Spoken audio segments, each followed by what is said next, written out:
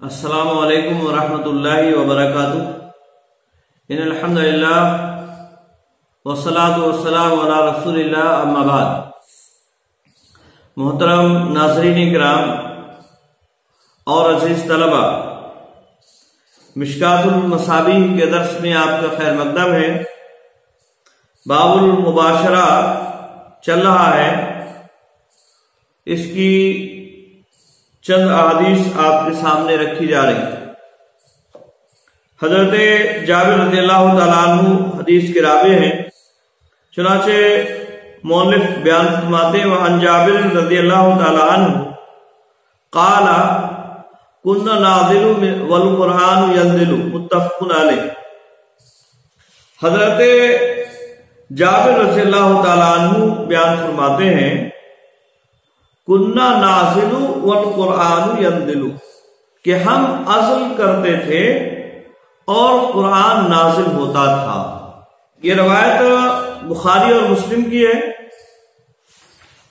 البتہ مسلم کے اندر کچھ الفاظ مزید ہیں، چنانچہ کہتے ہیں وزاد مسلم نے زیادہ نقل کیا ہے فبلغ ذلك النبی صلی اللہ علیہ وسلم فلم ينهنا، کہ یہ بات نبی اکرم صلی اللہ علیہ وسلم کو پہنچی، یعنی یہ بات کہ ہم عزل کر رہے ہیں یہ نبی اکرم صلی اللہ علیہ وسلم کو پہنچ گئی، آپ کو معلوم ہو گیا، فلم ینہانا، لیکن آپ نے ہمیں منع نہیں فرمایا، یعنی اس سے روکا نہیں۔ تو یہ حدیث بخاری اور مسلم کے حوالے سے آپ کے سامنے رکھی اور اس کا ترجمہ بھی آپ کے سامنے رکھا۔ عزل کا معنی ہوتا ہے، جیسا کہ اس سے پہلے درس میں اس بات کی وضاحت کی گئی، عزل کا معنی ہے وہ اخراج الرجل ذکرہ من الفرج قبل ان ينزل، یعنی آدمی کا صحبت کے وقت منی کے نکلنے سے پہلے ہی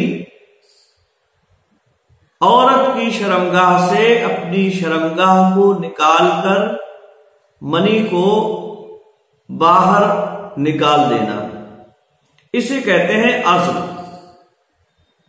اور یہ عزل کس مقصد کے لیے کیا جاتا تھا اس کی وضاحت بھی آگے روایات میں آ رہی ہے، اور وہ یہ ہے کہ آدمی جب یہ چاہتا ہے کہ بچے اس کے پیدا نہ ہوں زیادہ، اور یا اسی طرح سے کبھی کبھی ایسا بھی ہوتا ہے کہ عورت حمل سے ہوتی ہے تو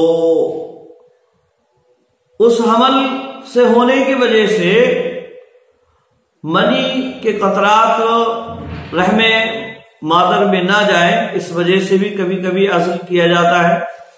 تو عزل کرنے کے مختلف مقاصد ہیں، صحابہ اکرام رضوان اللہ تعالیٰ علیہ مجمعین، جیسا کہ حضرت جابر رضی اللہ تعالیٰ عنہ بیان فرماتے ہیں کہ ہم عزل کرتے تھے اور قرآن مجید نازل ہوتا تھا، والقرآن ينزل، یعنی قرآن مجید نازل ہو رہا تھا۔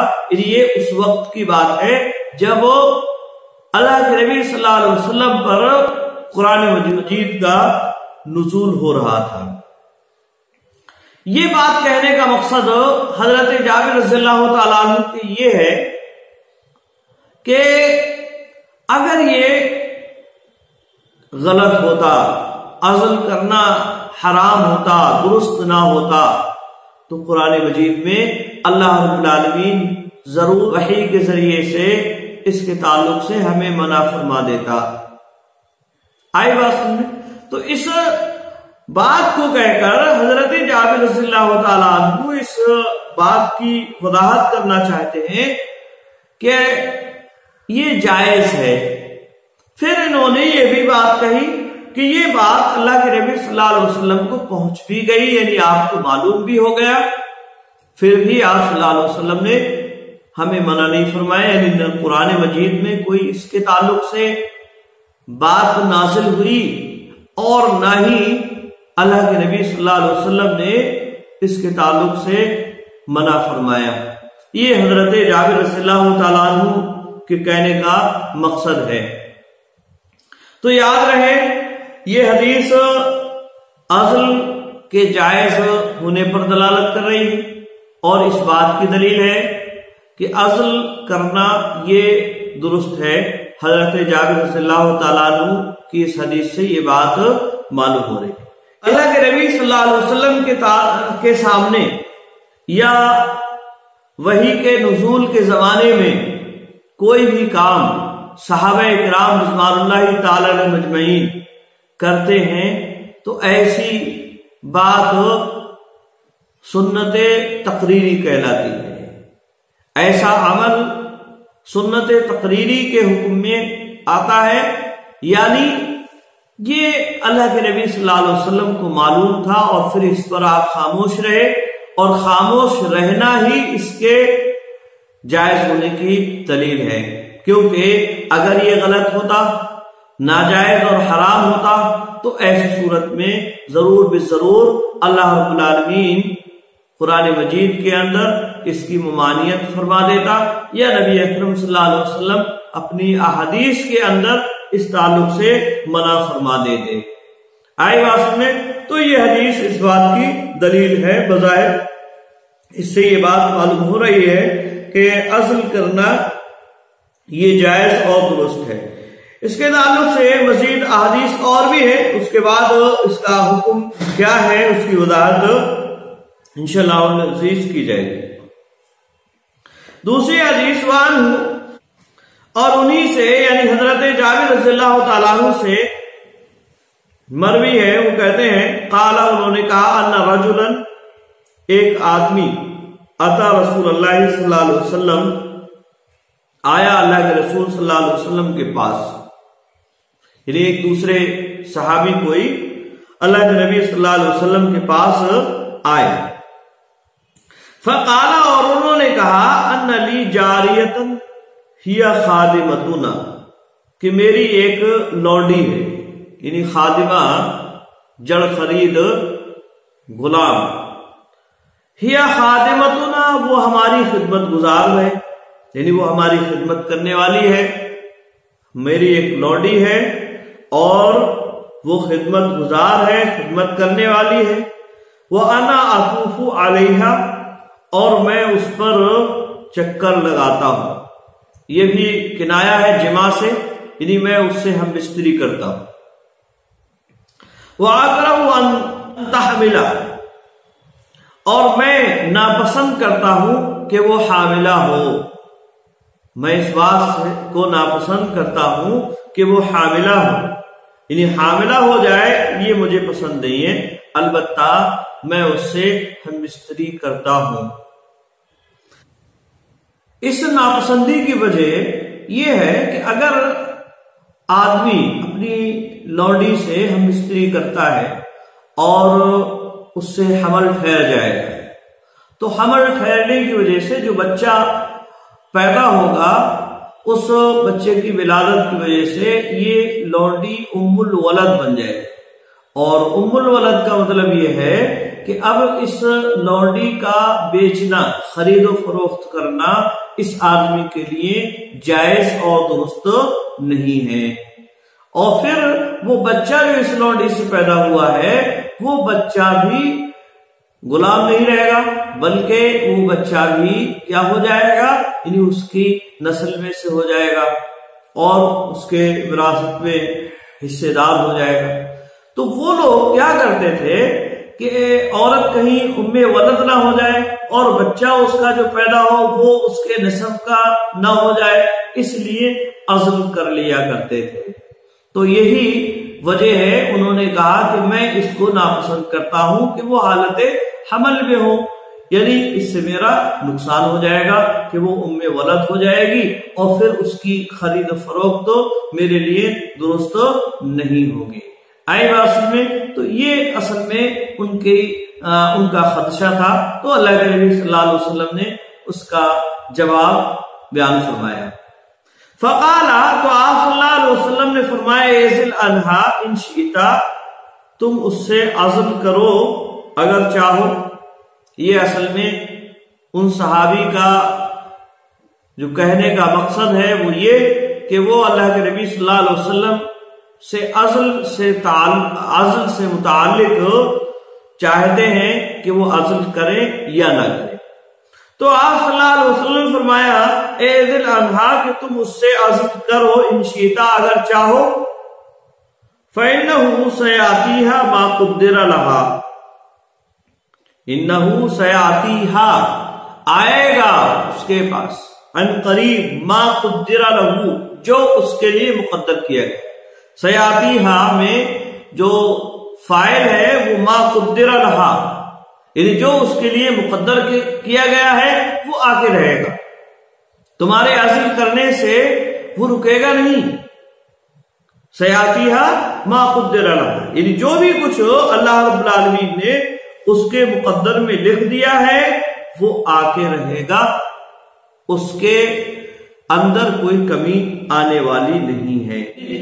اللہ کے نبی صلی اللہ علیہ وسلم کے کہنے کا مطلب یہ ہے کہ تم ازل سے متعلق جو پوچھنے آئے ہو، یاد رکھو ازل کرو یا نہ کرو اس سے کوئی فائدہ ہونے والا نہیں ہے. اللہ رب العالمین نے جو اس کے لیے مقدر کر دیا ہے وہ آگے رہے گا. فلبث الرجل، پس آدمی رکا رہا یعنی ازل کرتا رہا. ثم آتاہ، پھر وہ آیا اللہ کے نبی صلی اللہ علیہ وسلم کے پاس. فقال ان الجاریۃ قد حبلت، تو آیا وہ آدمی اور اس نے کہا کہ لونڈی حاملہ ہو گئی ہے. فقال، تو آپ صلی اللہ علیہ وسلم نے ارشاد فرمایا قد اخبرتک، میں نے تجھے خبر دی تھی. انہ سیاتیہا ما قدر لہا، کہ وہ آئے گا اس کے لیے وہ جو اس کے لیے مقدر کیا گیا ہے. جو اللہ رب العالمین نے اس کی تقدیر میں لکھ دیا ہے بچہ ہونا، تو وہ اس کے لیے آ کے رہے گا. اس میں کسی بھی طرح کی روک نہیں ہے، وہ رک نہیں سکتا ہے. تو یہ حدیث اس بات کی دلیل ہے کہ ازل سے کوئی فائدہ ہونے والا نہیں ہے. اللہ رب العالمین نے جو مقدر کیا ہے وہ آ کے رہے گا. آئی بات میں.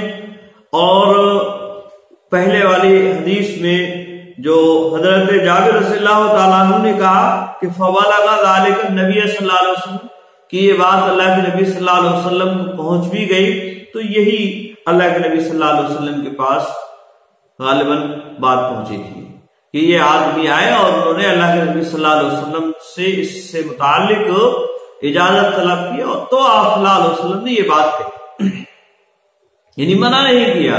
یعنی اس آدمی کو آپ صلی اللہ علیہ وسلم نے منع نہیں کیا، بلکہ ایک یہ بات کہی کہ اگر تم چاہو تو کرو، لیکن یاد رہے جو اللہ رب العالمین نے اس کی تقدیر میں لکھا ہے وہ آگے رہے گا. اس میں کوئی روک ٹوک نہیں ہے، ایسا نہیں ہے کہ وہ نہ آئے. آئی بات میں. تو یہ حدیث اس بات کی دلیل ہے. اسی طرح سے اس حدیث سے اور بھی کئی باتیں معلوم ہو رہی ہیں، اور وہ یہ کہ اگر کسی آدمی کے پاس لوڈی ہے، جب خرید غلام اس کے پاس ہے تو وہ اس سے ہم بستری کر سکتا ہے، اس کے لیے جائز ہے. اور نکاح ایسی صورت میں یہ ضروری نہیں ہوتا ہے. یہ حدیث اس بات کی دلیل ہے کیونکہ وہ کہہ رہے ہیں ان علی جاریۃ ہی خادمۃ، کہ میری ایک لونڈی ہے جو میری خادمہ ہے، وہ انا اطوف علیہا، اور میں اس پر چکر لگاتا ہوں، یعنی اس کے ساتھ ہم بستری کرتا ہوں.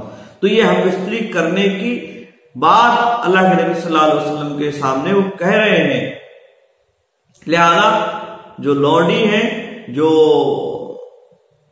غلام ہوتی ہیں، ان سے ہم بستری کا جواز بھی اس حدیث سے معلوم ہو رہا ہے، جیسا کہ قرآن مجید میں بھی اس بات کی وضاحت کی گئی ہے. اور یہاں ایسی صورت میں یاد رہے نکاح کی ضرورت نہیں، نکاح کی ضرورت نہیں ہوتی ہے ایسی صورت میں. تو یہ حدیث بہرحال اس بات کی دلیل ہے کہ ازل سے کوئی فائدہ نہیں ہونے والا ہے، ازل سے کوئی فائدہ ہونے والا نہیں. تو یہ ایک روایت ہوئی، ایک پہلی روایت ہوئی جس میں اس بات کی وضاحت ہوئی کہ اللہ کے نبی صلی اللہ علیہ وسلم کے زمانے میں ازل کرتے تھے. اور یہاں اللہ کے نبی صلی اللہ علیہ وسلم کو معلوم ہوا، لیکن آپ نے اس سے منع نہیں فرمایا اور نہ ہی اس کے تعلق سے آپ نے صاف صاف الفاظ میں اجازت دی، یعنی دونوں ہی باتیں ہیں، نہ اجازت دی ہے صاف الفاظ میں اور نہ ہی منع فرمایا ہے، بلکہ یہ بات ہے کہ تم کرو تو کرو، ٹھیک ہے، لیکن اس سے کوئی بات بننے والی نہیں ہے۔ اللہ رب العالمین نے جو مقدر کیا ہے وہ ہو کے رہے گا اور اس میں کسی بھی طرح کی کوئی کمی روک ٹوک نہیں ہوگا، اس میں کسی بھی طرح کی کوئی روک نہیں پڑنے والی ہے تمہارے اس عمل سے۔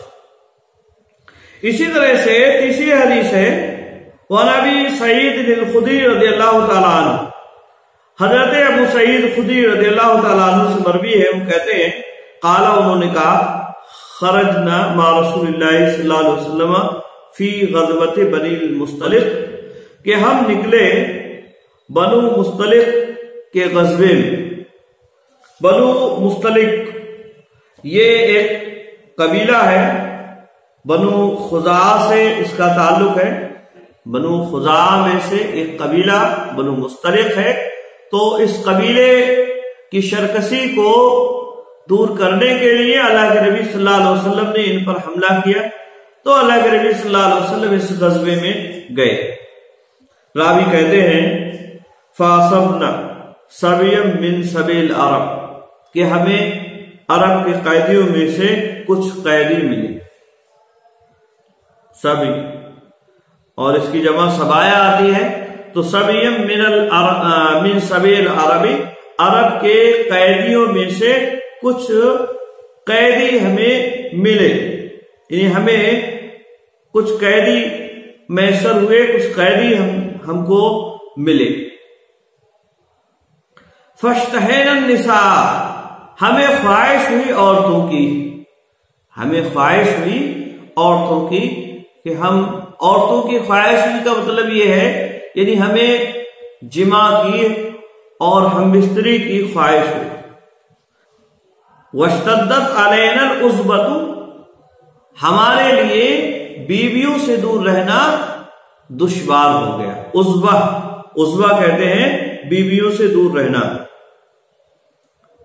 تو یہاں جو ہے صحابی کہتے ہیں کہ ہمیں خواہش ہوئی بیویوں کی، عورتوں کی خواہش ہوئی، یعنی بیویوں سے ہم بستری کرنے کی خواہش ہوئی، اور ان سے دور رہنا ہمارے